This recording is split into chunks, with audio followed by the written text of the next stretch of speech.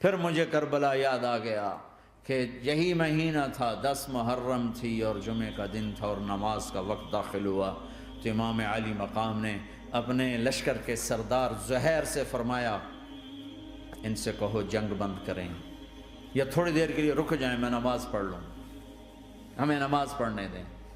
تو زہیر نے گھوڑا آگے بڑھا کر کہا شمر سے تھوڑی مہلت دو، ہم نماز پڑھ لیں، پھر تم نے جو مرضی کرنا ہے، نماز تو پڑھنے دو۔ شمر نے کہا ہم نماز نہیں پڑھنے دیں گے۔ ایک اور کوفی کھڑا تھا، اس کا نام حسین بن نمیر، انہوں نے کہا تمہاری نماز ہوتی ہی نہیں۔ انہوں نے کہا لعنت ہے تم پر، جس گھر کی طفیل نماز ملی ان کی نہیں ہوتی۔ پھر انہوں نے واپس آ کر عرض کی حضور وہ نماز پڑھنے کے لیے جنگ نہیں روکیں گے۔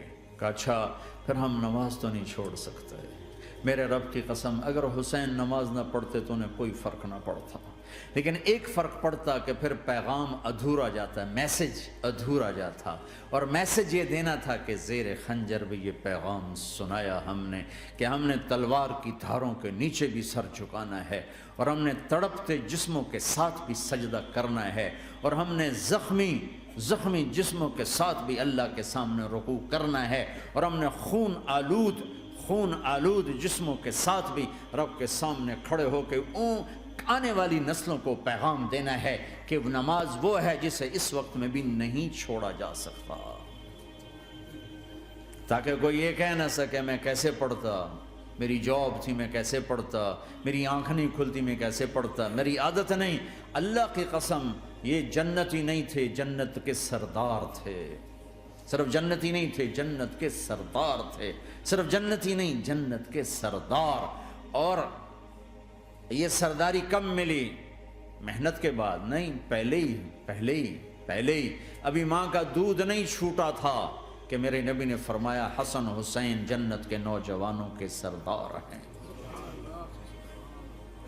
اور ایسا پیار تھا کہ دونوں کو عرب سردار بچہ اٹھانا اپنی ذلت سمجھتے تھے، بچے نہیں اٹھاتے تھے، سب کے سامنے پیار نہیں کرتے تھے، لیکن آپ حسن حسین کو یہاں اٹھاتے پھر یہاں ہی نہیں اٹھاتے تھے، یہاں کندھوں پہ بٹھاتے یہاں، اور ایک عرب بدو حیران ہو کے دیکھ لیں یا رسول اللہ یہ آپ کیا کر رہے ہیں، مطلب یہ کتنی عیب کی بات ہے کہ آپ جیسا سردار اور یہاں بچوں کو بٹھایا ہوا ہے۔ کہنے لگا آپ ان سے بہت پیار کرتے ہیں؟ کہا ہاں میں ان سے بہت پیار کرتا ہوں، اور صرف میں نہیں کرتا اللہ بھی ان سے پیار کرتا ہے، اور بتاؤں جو ان سے پیار کریں گے اللہ ان سے بھی پیار کرے گا، جو ان سے محبت کریں گے اللہ ان سے بھی محبت کرے، اللہ بھی ان سے محبت کرے۔ پھر ہم نے دعا مانگی یا اللہ جو ان سے پیار کرے تو ان سے پیار کر، جو ان سے بغض رکھے تو ان سے بغض رکھ۔ حضرت حسن سر سے لے کر کمر تک اللہ کے نبی کی 100% کاپی تھی، چہرہ یہ آدھا حصہ اوپر والا نبی کے مشابہ، یہاں سے نیچے پاؤں تک علی کے مشابہ، باپ کے مشابہ۔ حسین اس کا الٹ، سر سے لے کر کمر تک علی کے مشابہ، کمر سے لے کر پاؤں تک اللہ کے نبی کے مشابہ۔ اس مشابہت پر ہمارے نبی کہا کرتے تھے حسن میرا بیٹا ہے، حسین علی کا بیٹا ہے۔ ہائے ہائے کیا کیا لاڈ لڈائے اور کیا لوگوں نے کر دیا ان کے ساتھ۔ نماز جیسے عظیم عمل میں، نماز جیسے آپ رکوع میں ہوتے تو حسن آ کر نہ پاؤں میں گھس جاتے تھے، یہاں سے نکلتے ادھر، یہاں سے نکلتے یوں، سجدے میں جاتے تو کمر پہ بیٹھ جاتے تھے، فرض نماز کا سجدہ۔ تو ایک دفعہ پہلی دفعہ جب یہ قصہ ہوا تو آپ نے سجدہ لمبا کر دیا، بچے کے اتارا نہیں، اٹھے نہیں، سجدہ لمبا کر دیا۔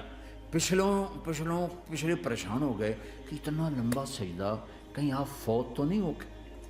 تو جو پہلی صف میں تھے نا انہوں نے یوں کر کے دیکھا، چکر کی وہ دیکھا تو حسن کمر پہ چڑھے ہوئے، تو قریب ایک آدمی نے آگے ہاتھ بڑھا کے کھینچنا چاہا، تو آپ نے یہاں سے دیکھا ہاتھ آ رہا ہے، تو آپ نے اپنے ہاتھ سے یوں اشارہ، نماز میں یوں اشارہ کیا کہ میرے بچے کو نہ چھڑو۔ جب حسن خود اترے پھر آپ سجدے سے اٹھے، کبھی حسین چڑھ جاتے تھے کبھی حسن چڑھ، دونوں ہی چڑھتے تھے، یہ اس طرح حسن کے بعد کبھی یہ کبھی وہ، کبھی یہ کبھی وہ۔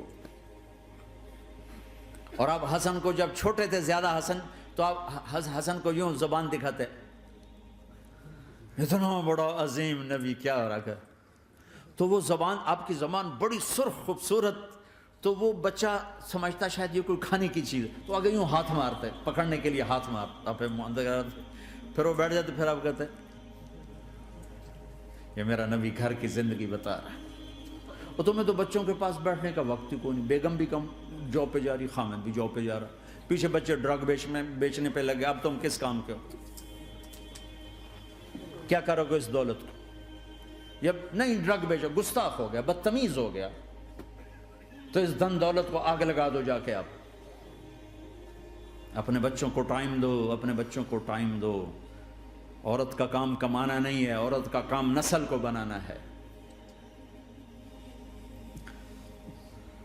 قناعت سیکھو، قناعت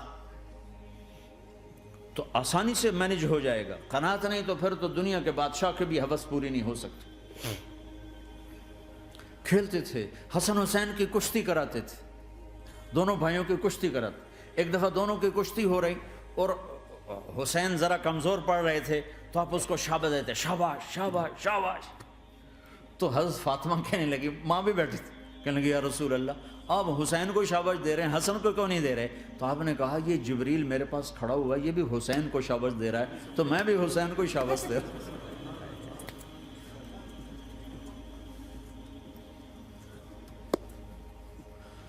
ایسی ہستیاں،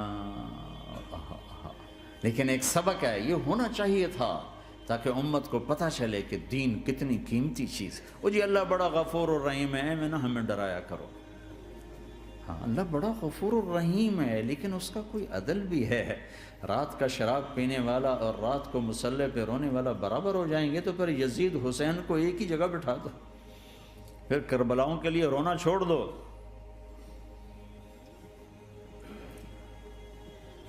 رات کو ناچنے والی، رات کو رونے والی برابر ہو جائیں گے، سود کھانے والا، حلال کھانے والا برابر ہو جائیں گے، شراب بیچنے والا اور مزدوری کرنے والا برابر ہو جائیں گے، جھوٹ بولنے والا، سچ بولنے والا برابر ہو جائیں گے۔